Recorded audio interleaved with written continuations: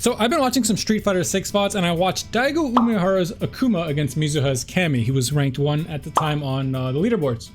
And I noticed something very simple, yet something that I imagine most people don't consider in many matchups, and I want you to guess what it is yourself. So let's take a look at round 2 here, and just tell me if there's anything you notice. It's going to be in 2 quick interactions. Let's just watch it out. Okay, you know, playing some footsies, EX dive kick, OP, right? You get spiral arrow, they're playing some nooch. Okay.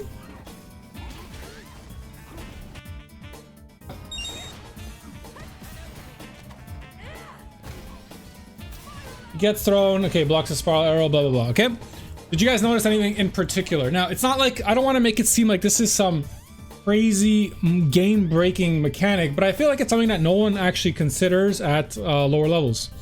So let's take a look at what I was talking about. So Daigo gets hit by the EX dive kick very early into the round, and then what happens? He takes a spiral arrow, right? And not a huge deal, but you notice he doesn't back roll. And I want to show you why. I want to talk about why you actually need to consider not back rolling here. It might be obvious to some people, but I know for a fact a lot of people do not even think about this. And then, you know, 2 seconds later, he gets thrown by Cammy, and this time he does back roll. And that's not an accident. He's not doing it randomly. There's a very particular reason, and I think you should learn this for any matchup that you kind of want to get better at. You should learn when it's optimal to back roll and when not to, and I'll show you how. So in pretty much every matchup, you're going to find yourself in like multiple different knockdown situations. And the main thing that you care about here is that, does your back roll stop them from getting Oki, right? So I'm going to make this Cammy not back roll. She's going to recover in place, and she's going to wake up, crouching light punch, right? So I throw her, she's going to recover in place, wake up, crouching light punch, but I could throw loop her mid-screen. You obviously do not want to get throw looped mid-screen. So in this case, if she back rolls, I can never throw loop her mid-screen. Never in my life can I walk up to her and actually do anything here. I can meaty her with a drive rush, but that drive rush will always lose to wake up DP. There's nothing I could do to stop it. So if, you know, I'm playing a good player, I probably wouldn't do that drive rush, because the second they saw me turn green, they would likely do a wake up DP, right? So I'm gonna press like jab to try to, okay, I'm gonna try to block. Doesn't work. I'm gonna try to jab to like stop it early. Doesn't work, okay, right? So Daigo knows that by back rolling, Cammy gets 0 real Oki on her throw. If you go back and look what Mizuha did in the clip, he did a meaty spiral arrow, and this is an option on back roll.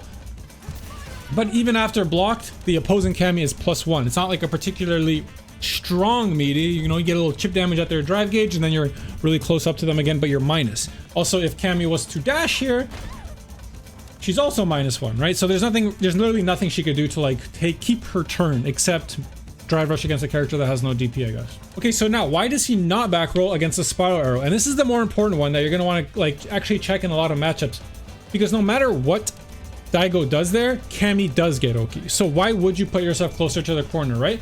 So I'm gonna do a medium spiral arrow, which is what will happen in the clip. I forward dash, I'm +9 in Cammy's face. Now, if she recovers back with that dash and a little bit of a walk forward, I'm going to meaty her again anyway, right? So she wake up light punches. It doesn't matter, right? I can walk forward even more and go for a grab. Like, it does not matter if she back rolls or not.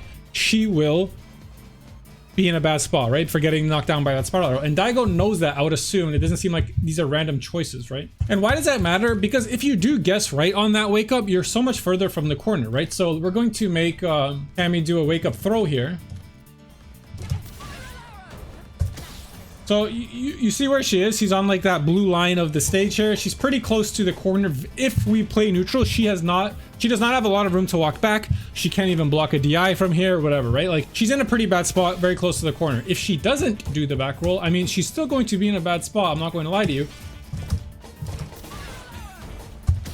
But it's better, right? This is a lot more space to work with. You probably can block a DI, and this is Cammy, who has like decent corner carry in general. If instead I did this against a character like Jury, who, you know, if she's not spending a lot of drive gauge, she's not going to throw you at the corner. So she does a combo like this. Look where Cammy is, right? She has a lot of room to work with. She's not really threatened about being in the corner. However, if she back rolled,